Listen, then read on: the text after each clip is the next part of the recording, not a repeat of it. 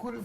Le Meraglim revient de la mission d'explorer la terre et ils disent au peuple, tout le peuple il pleure cette nuit-là, lorsqu'il informe qu'on ne peut pas prendre possession de la terre, le peuple se met à pleurer. Voilà ma chère Sanhedrin, Rava, il parle au nom de Rabbi Yochanan, et Akadosh Baruch Hu il dit, Atem bechitem bechia shel chinam, vous avez pleuré, vous avez versé des larmes en vain. Chayechem, je vous assure que je vais vous donner ce même jour un bechia, une raison.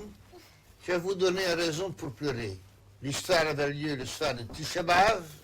Le soir de Tisha B'Av, le peuple a pleuré pour rien. Et Akadosh Baruch Hu leur a assuré que désormais, ce soir, ce sera un soir, on a raison de pleurer. Et la raison, c'est Khurban HaBayit. Bayit Rishon et Bayit Sheni. Les deux Bate Mikdash qui ont brûlé lorsqu'ils viennent pour toutes les générations.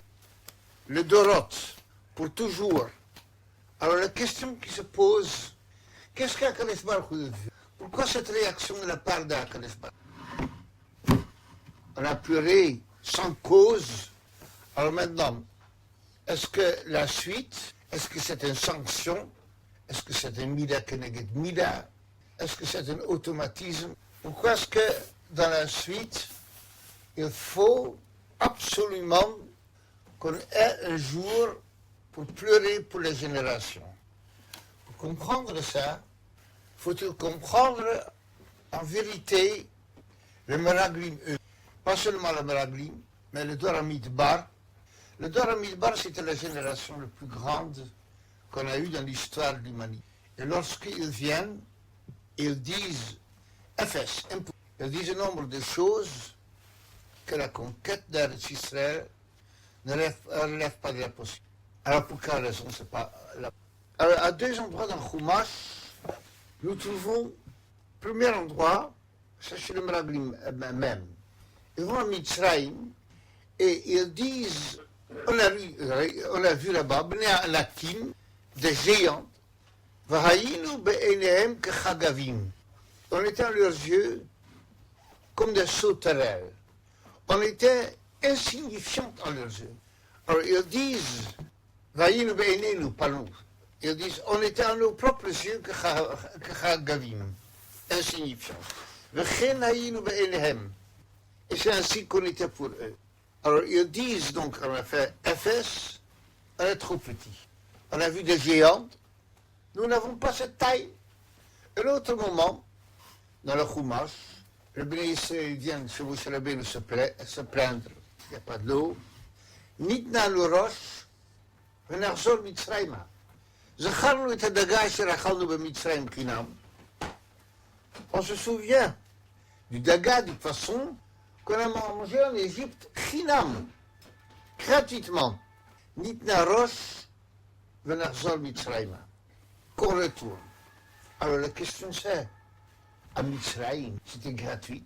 Ils ont oublié, qu'est-ce que c'était en Égypte? Ils ont oublié comment ils ont... Là, cette déclaration, elle est la déclaration la plus impossible à entendre. Comment entendre qu'ils disent, on a mangé la barkinam? Alors, il y avait quelque chose à Mitzrayim qu'ils ont perdu. Peut-être il y avait quelque chose. Je ne sais pas quoi, mais admettons qu'il y avait quelque chose. Et pour ce quelque chose, ils veulent retourner. On a des gens, qui étaient dans les camps, à Treblinka, Mauthausen. Est-ce qu'on peut s'imaginer que quelqu'un qui a été sauvé? Non, non, on aurait voulu retourner. Des gens qui sont revenus maintenant. Les quelques-uns qui ont les chances de revenir de Gaza. De dire, ah non, il y a quelqu'un il y avait quelque chose de bien là-bas. Comment le Bnei Israël on peut dire deux choses? Zacharnu et hadaga asher achalnu b'Mitzrayim chinam. Mais c'était quoi ce chinam?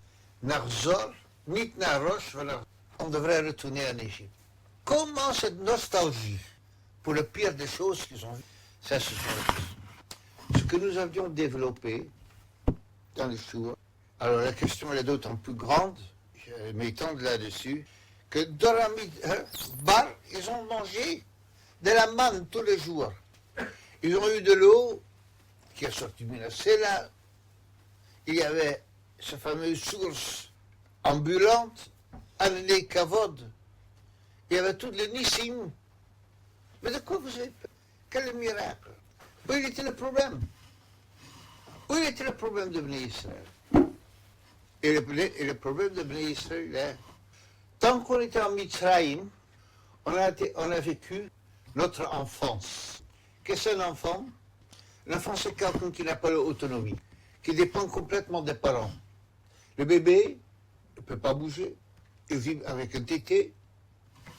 Plus tard, l'enfant grandit un peu, mais il n'a pas l'argent pour s'habiller et pour se nourrir. L'enfance, c'est une vie cache de surréel. L'autre jour, dans ma chambre, il y avait un cafard, un bébé cafard.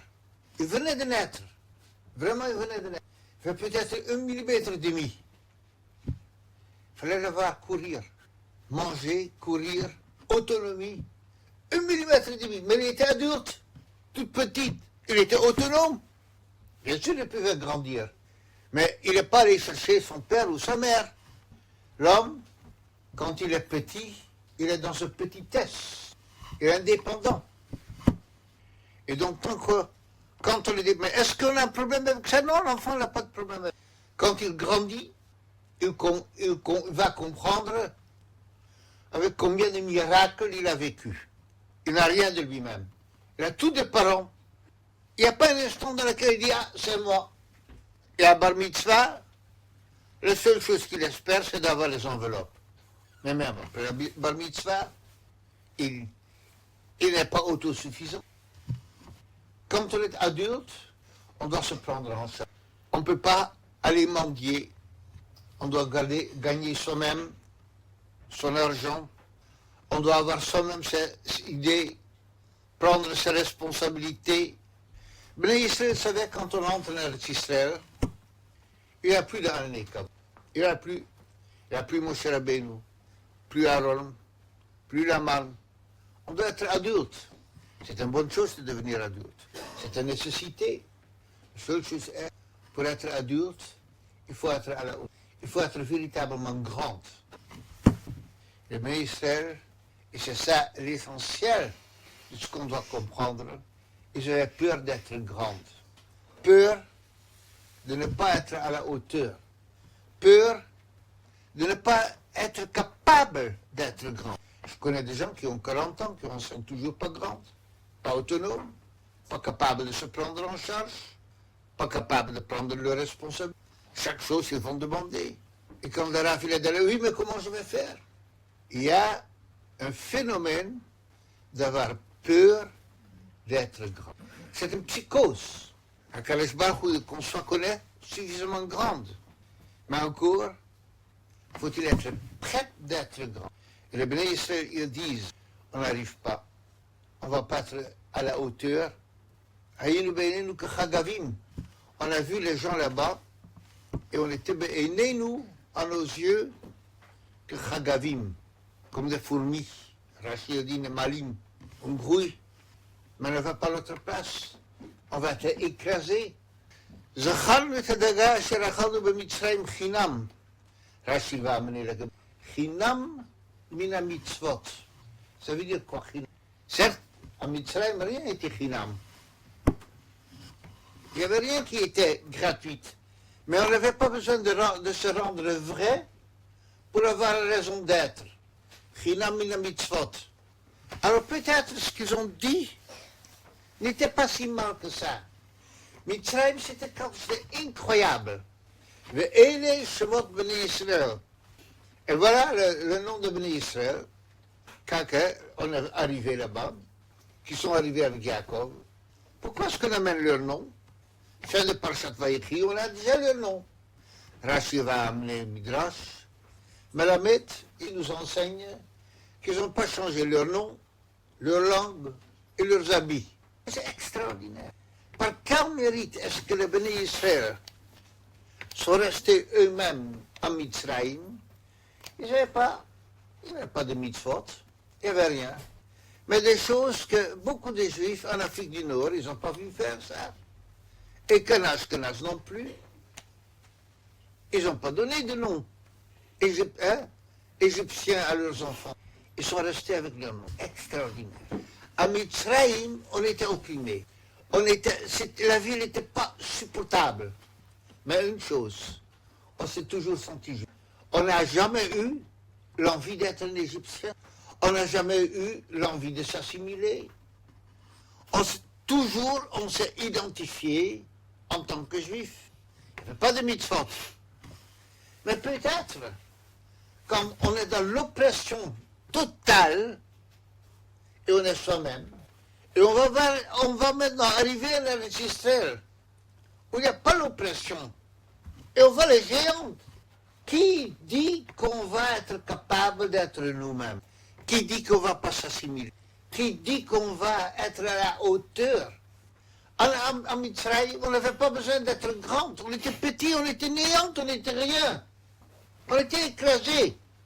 Mais on était juifs. Il n'y avait pas un juif qui voulait être égyptien, prendre un passeport égyptien, embrasser le culture. Au moins, on savait qu'on était Béné, Abraham, Yitzhak, Yaakov. C'est la seule référence. Qu'est-ce que ça nous donnait? Rien. Sauf, on ne se perdait. On n'avait pas, même quand on faisait Avodah Zarah, c'était pas nous. C'était une chose culte, un culte étrange. Mais en Égypte, il n'y avait pas de mieux. Alors peut-être, il fallait mieux. Nitna Rosh, retourner en Égypte, revivre toute cette... C'est terrifiant. Quand les Bnei Israël disent Nitna Rosh, ils sont prêts de retourner en... C'est pas une folie qu'ils sont en train de dire. Ils ne sont pas en train de dire « Ah, et l'Égypte c'était bien ». Ils disent « En Égypte, on était capable de rester nous. On va arriver à Eretz Israël. Ils sont géants. On ne va pas être capable. » Il existe une psychose, une peur d'être grande.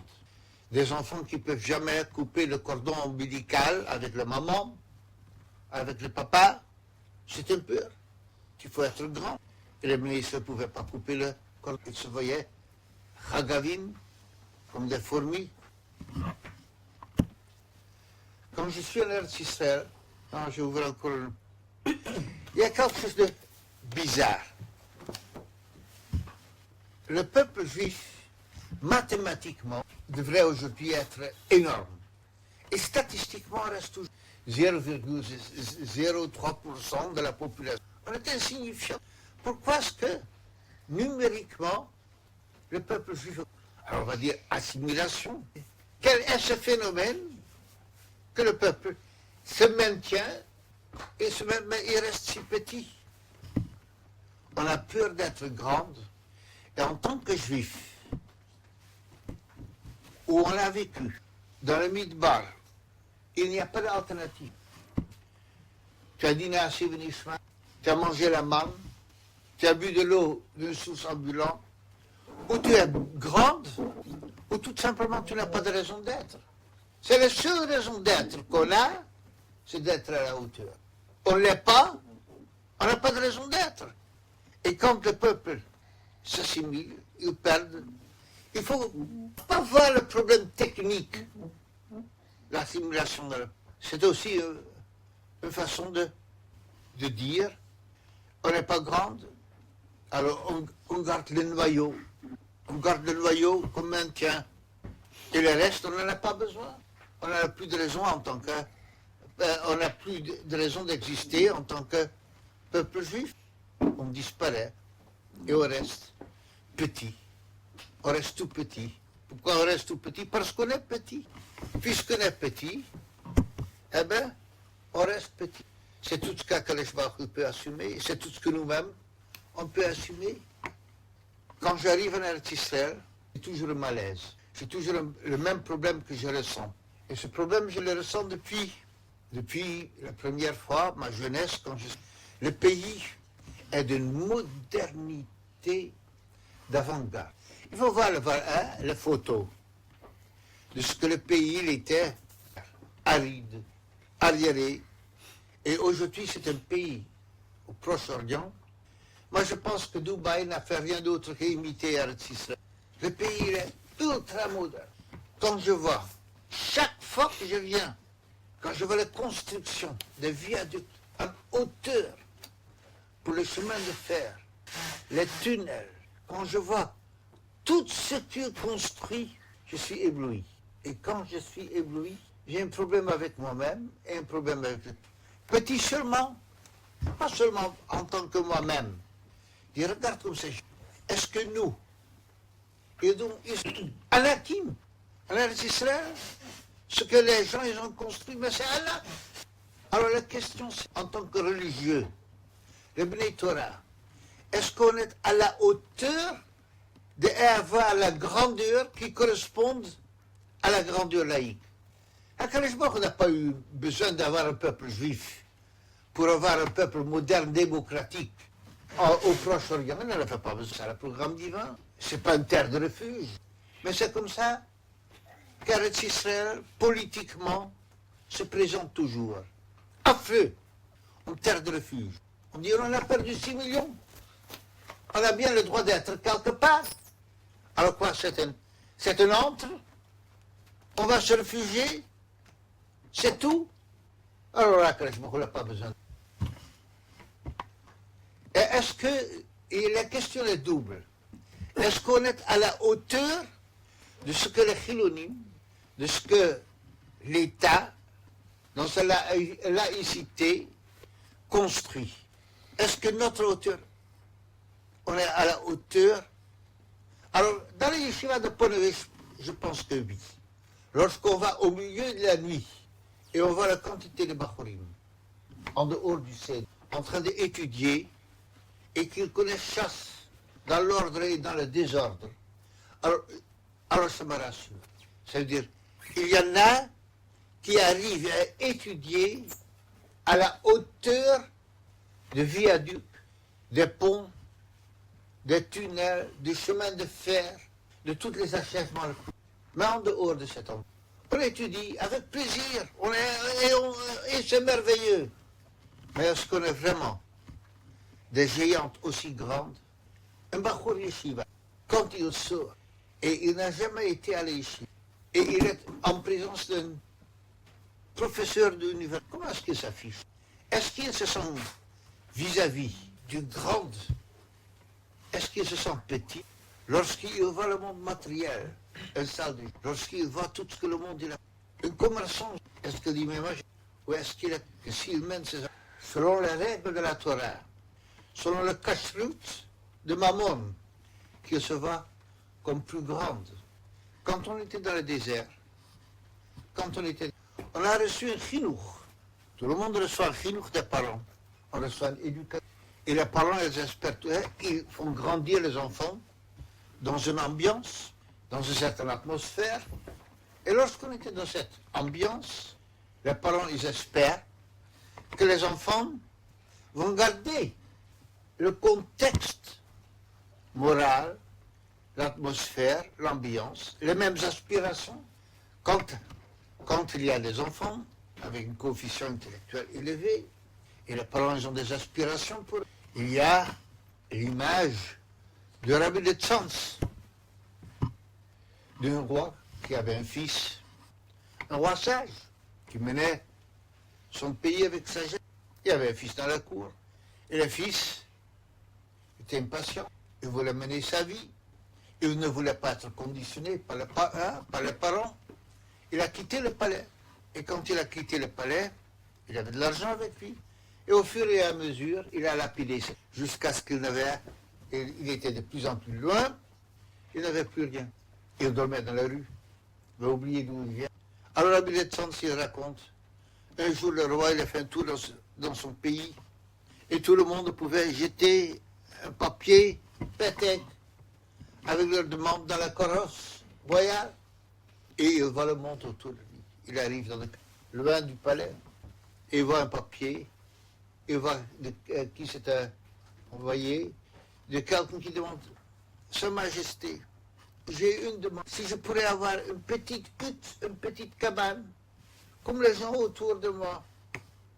Et on reconnaît que la demande du fils, qui avait sa place au palais, qui devrait devenir roi. Alors tout ce qui est maintenant, c'est une misérable hutte, tout ce qui peut passer.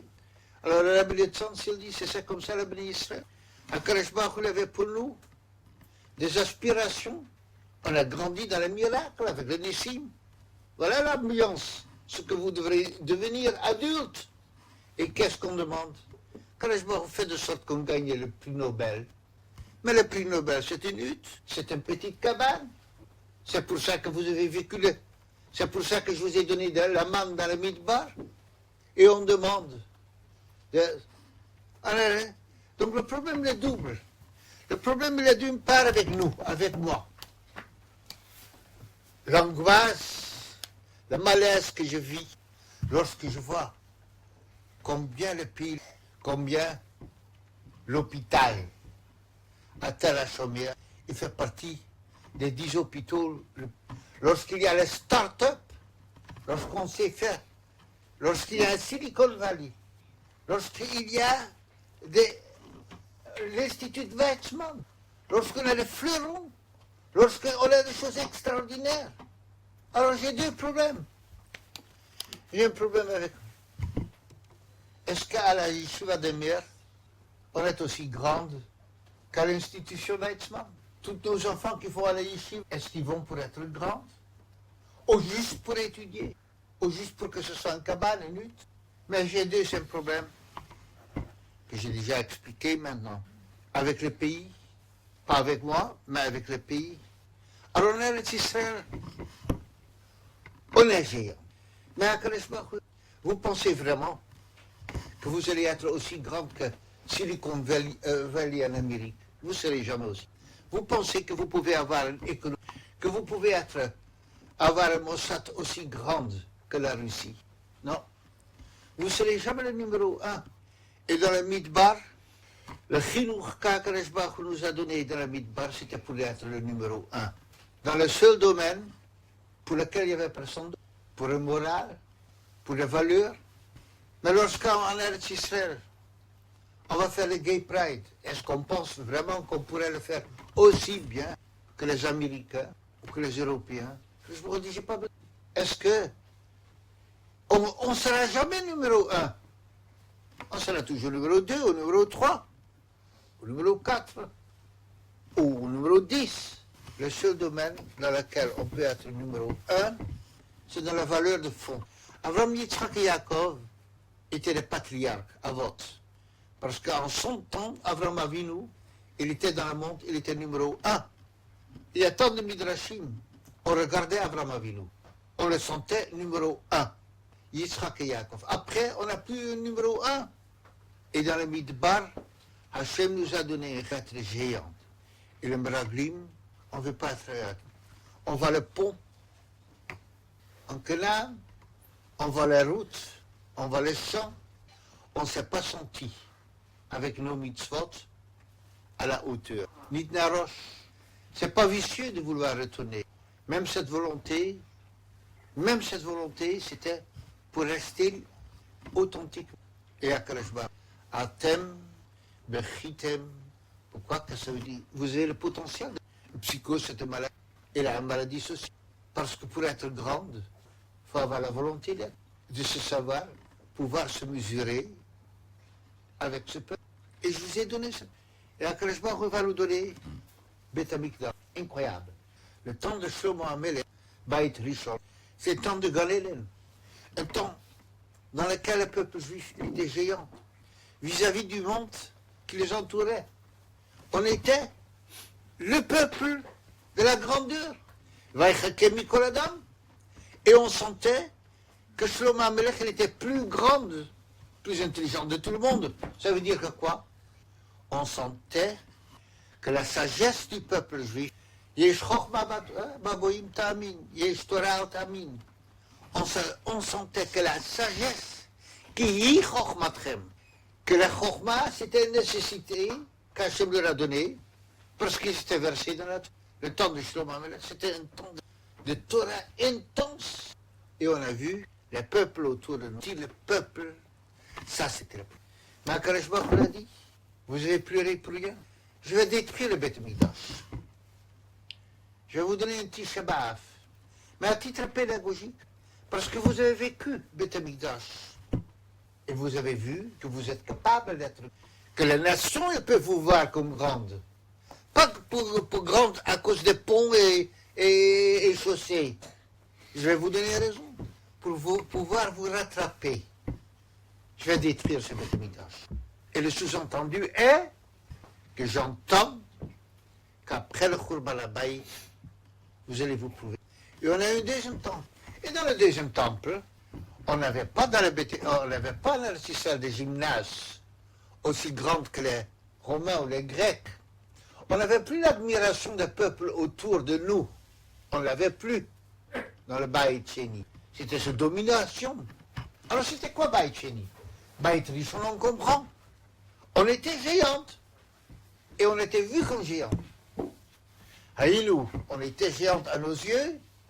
Et c'était comme ça en leurs yeux.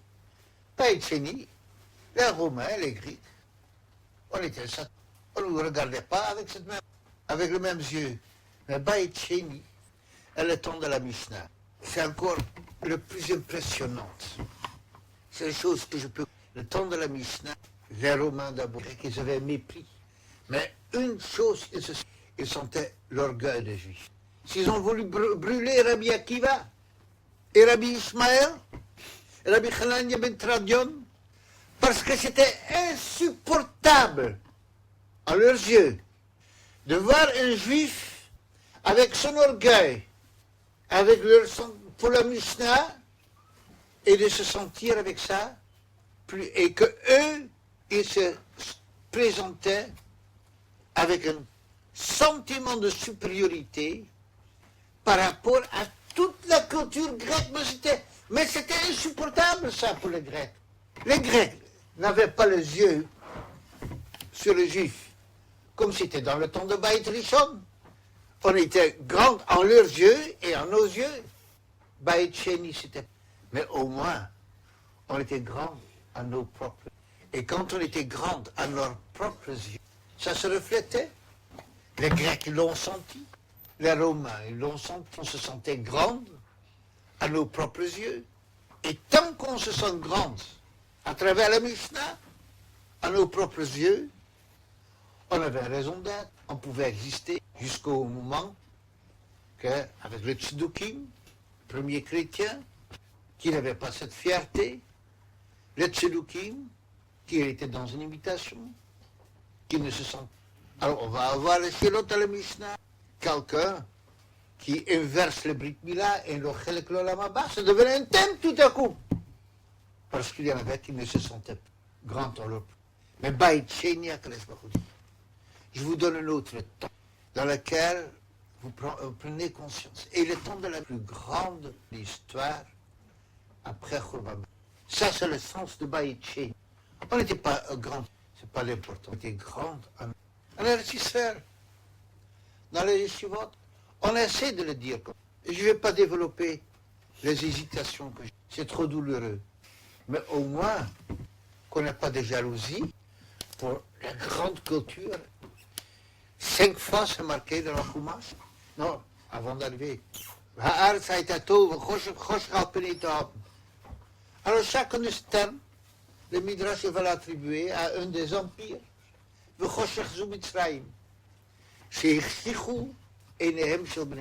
Aujourd'hui, l'Europe, c'est encore toujours la culture grecque.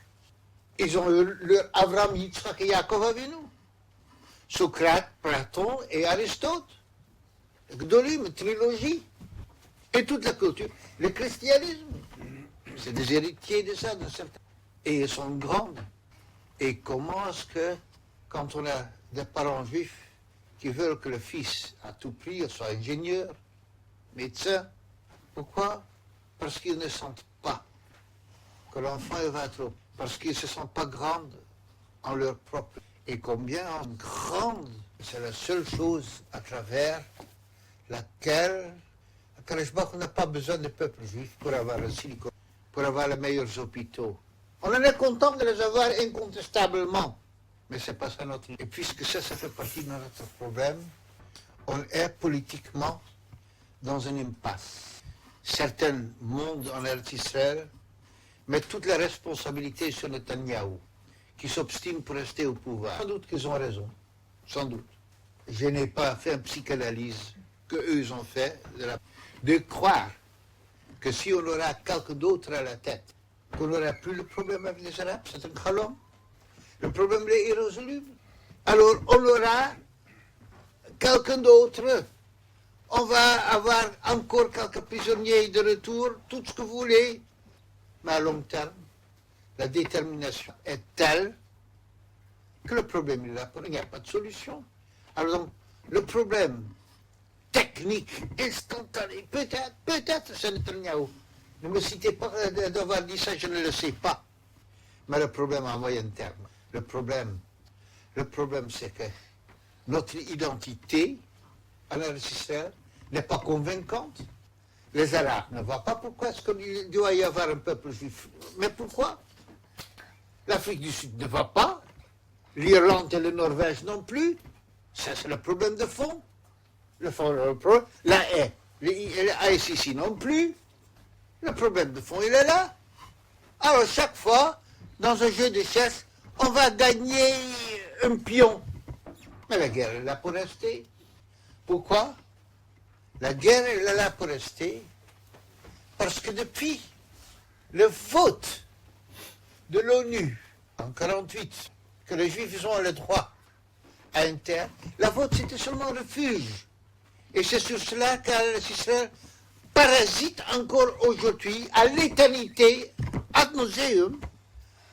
On a le droit parce que on n'a pas encore de retour numériquement au nombre qu'il y avait avant le Shoah. C'est le seul argument. Et je vais vous dire la vérité. Si la présence de cafards, il est nocif, et on trouve un produit qu'il n'y a plus de cafards, je ne vois pas où est le problème. Alors le monde, il semble, bon, il y a les juifs. Alors s'il n'y a plus de juifs, Azma, il ne voit pas le problème. Alors d'accord, il y a des Arabes là-bas, ils ont besoin de la terre. Alors les quelques millions de juifs là-bas, eh bien, s'ils ne seront pas là, ben, dans le fond, le monde ne croit pas que c'est grave. Alors où est la gravité? La gravité est qu'on ne sent pas le peuple juif comme un peuple avec une identité. On n'a pas d'identité. On est un peu européen, on est un peu américain, on est marocain, algérien, on est tout un peu méli-mélo. C'est génétique, c'est culturel, c'est anticulturel. Est-ce qu'on est quelqu'un? Une petite démocratie là-bas? Et s'il n'y a pas cette démocratie, c'est pas la fin du monde. Mais on n'est pas présentable. Il n'y a pas de solution. On peut faire tout ce qu'on veut. Le problème, il est là pour rester. Alors on dit, quelques chapitres, tous les jours après la tefila. Mais le problème, qui réfléchit du problème de fond? Je n'ai pas vu un qui réfléchit du problème de fond. Et le problème de fond est que les Norvégiens ne sont pas que nous sommes. Alors si vous n'êtes pas là, c'est pas la fin du monde. Il y en a d'autres qui disparaissent. C'est la loi de la nature. Les Indiens en Amérique, ils ont perdu la bataille. Compte plus. Et combien de peuples? Les Vikings, ils sont venus dans le sud de la France. Il n'y a plus de Gaulois ici, il n'y a que les Vikings. C'est comme ça dans la nature, c'est la loi de la société, les guerres, le tout. Est-ce qu'on doit se bagarrer pour ces quelques millions de... Alors, parce qu'on a plus de prix de Nobel, ça nous fait pas des Juifs, ça nous fait des Européens. Comment est-ce qu'on peut avoir une identité en tant que peuple? Comment est-ce qu'on peut se faire valoir en tant que peuple? Faire admettre au monde qu'on est quelqu'un, qu'on n'est pas seulement des survivants physiquement, collectivement. Avec quoi est-ce qu'on peut se rendre vrai? Parce qu'on fait un manif où on va mettre des tefilines tous ensemble? Allez, le chef, je ne pense pas que ça va convaincre le monde. Je vais vous dire ce que Chazal disent. comment Chazal ils disent que le peuple juif, qu'est-ce qui peut être la carte de visite du peuple juif qui le rend en légitimité aux yeux du monde. Oui, nous on a peur. Oui, vous, peuple juif, on n'a rien à vous dire. Vous avez encore besoin de terrain, on va vous dégager le terrain parce qu'on a trop besoin que vous existiez. Comment? On va vous donner des terrains, on va vous rendre tout Eretz Israël. Et on va déménager nous parce que c'est plus important que vous soyez là-bas que nous. Évidemment. Comment est-ce que c'est utopique? Oui. Je vais vous donner la raison. Et je vais vous donner ce que Chumash nous enseigne. Je ne sais pas comment la rendre vrai, utopique. Mais au moins, je pense, d'une façon ou d'une autre, on devrait le savoir moralement. Si on est tous chômeurs Shabbat, c'est marqué, si si tout le peuple fait 2 Shabbats, Mashiach revient tout de suite. Pourquoi 2 Shabbats? Je vois des gens qui font Shabbat. Et après les Shabbats, il ne voit pas que matériellement la vie va mieux, pire. Alors ils découragent, ils ne font pas un deuxième Shabbat. Faire 2 Shabbats, ça veut dire même avec Aliès, qu'on y reste. Mais je ne pense pas que si on fait Shabbat, en Eretz Israël, collectivement, que ça va résoudre du regard du monde. Si tout Eretz Israël, on faisait Shabbat, vraiment, le Khatkhila, pas Bediavat, pas subi, pas techniquement le Khatkhila, mais moralement, avec la volonté du peuple, on reviendrait à la dimension de Beit Rishon, du premier Beit Mikdash, qu'on est grand à nos propres yeux, mais on ne serait pas encore grande aux yeux du monde. Parce que le monde ne regarde pas. Et si on fait Shabbat, ça les embête, parce que ça complique.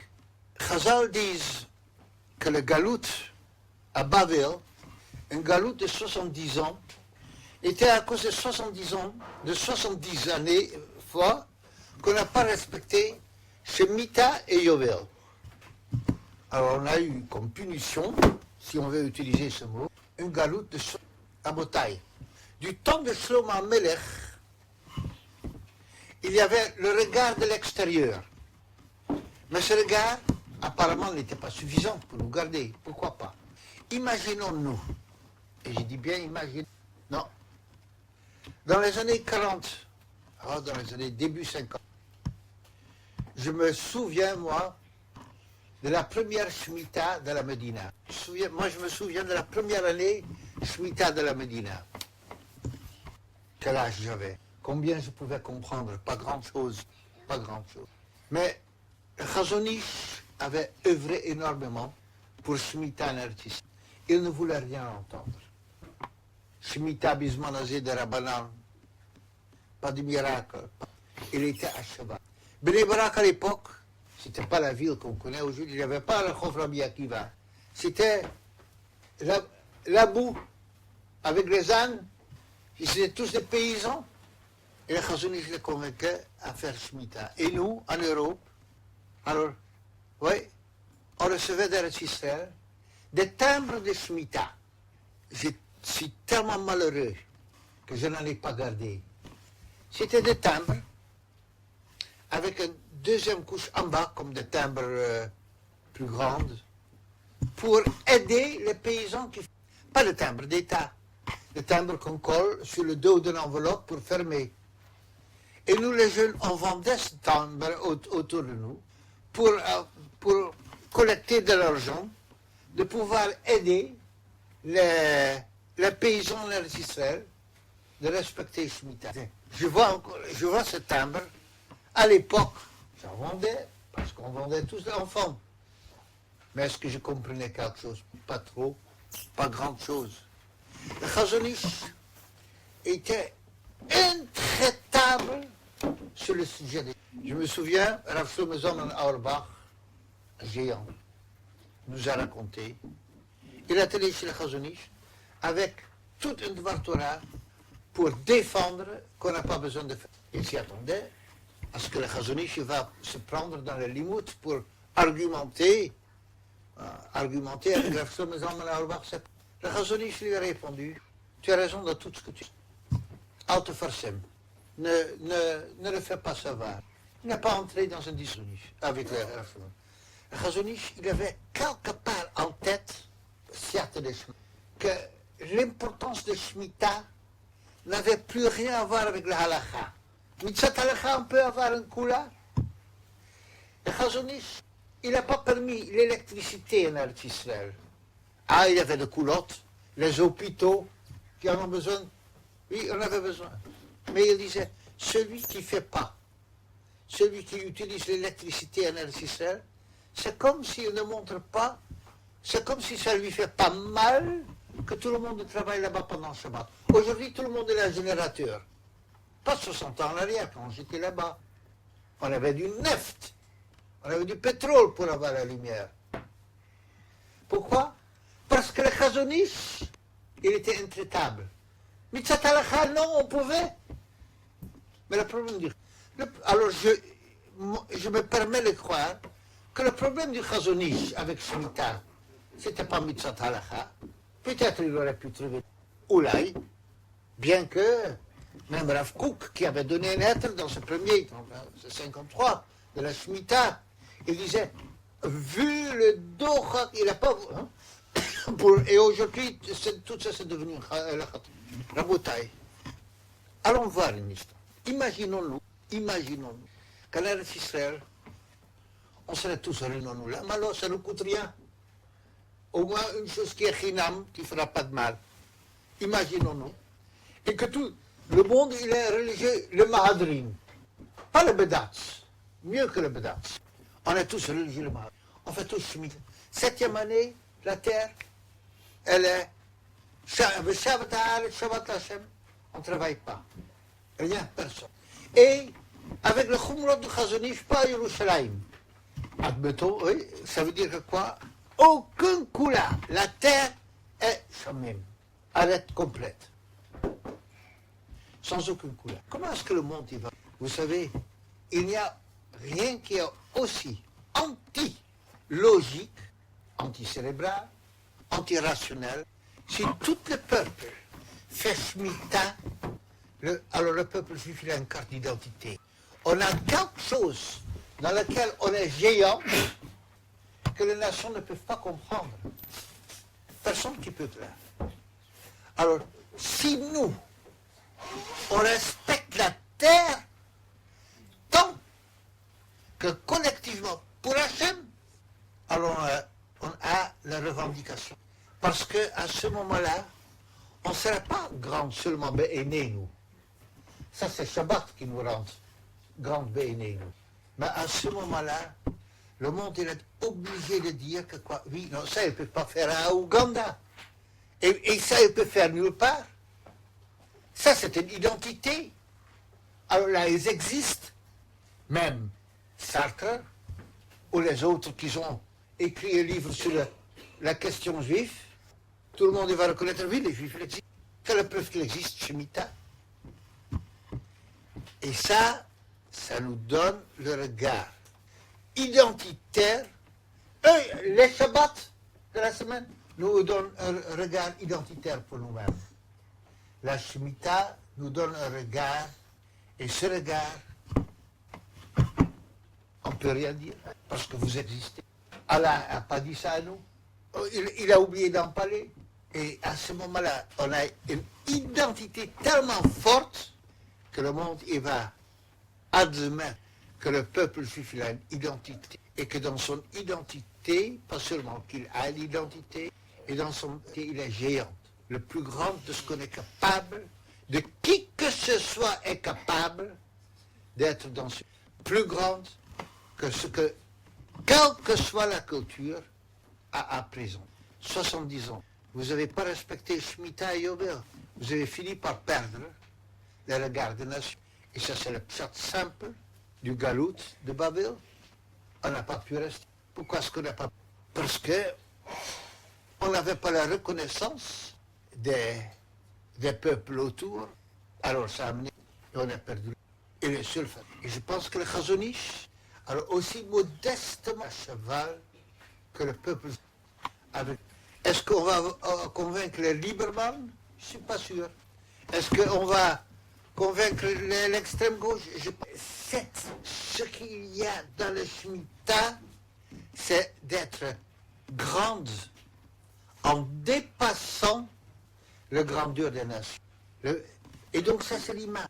On a la capacité de vivre notre Torah de façon comme Akadosh Baruch Hu nous a fait dans l'éducation, dans laquelle il n'y a plus rien qui est rationnel. La manne, c'était pas rationnel. Le mayang n'était pas rationnel. Allez à Kabotel. Et Akadosh Baruch Hu dit, et cette dimension, on peut le revivre. De quelle manière est-ce qu'on vit Shmit? On lui dit non, mais je peux avoir un coup là. De quelle manière? Et le Chazon Ish, il a vécu ça. Et ça, c'est le chinou qu'on doit se donner. De ne pas être petit aux yeux. On doit être pas. J'en ai tellement lu d'autres personnes. Je vous ai donné quelques.